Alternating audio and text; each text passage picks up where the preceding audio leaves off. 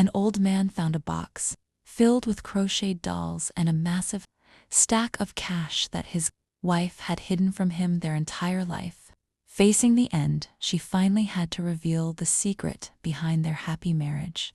This couple had been married for over 60 years. Everyone in town called them inseparable.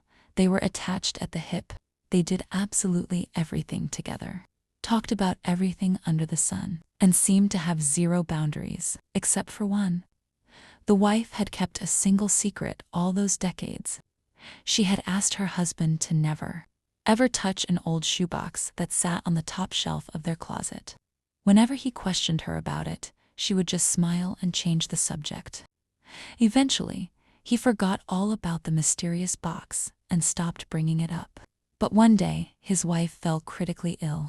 The doctors gently broke the news that she didn't have much time left. The husband took over everything: cooking, cleaning, and taking care of his dying wife. During one of his deep cleaning sessions, he stumbled upon the old shoebox again. Deciding it was time, he brought it over to her bedside.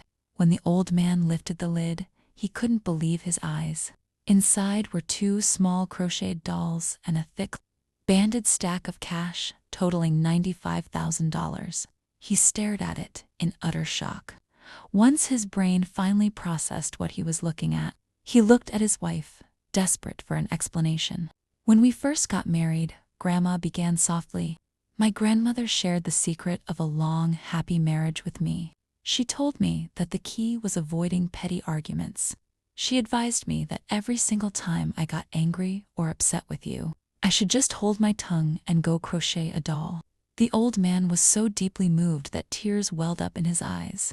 It was true, his wife had never yelled at him, never picked fights, and never held a grudge. And looking into the box, there were only 2 dolls. That meant she had only been mad at him twice in over 60 years of marriage. He was overwhelmed with a wave of pure happiness and pride. "My sweet girl," he choked out, kissing her hand. "I never knew. The dolls make perfect sense now, and it warms my heart. What about the cash? Where on earth did $95,000 come from?" "Oh, that," the old woman replied with a faint smirk.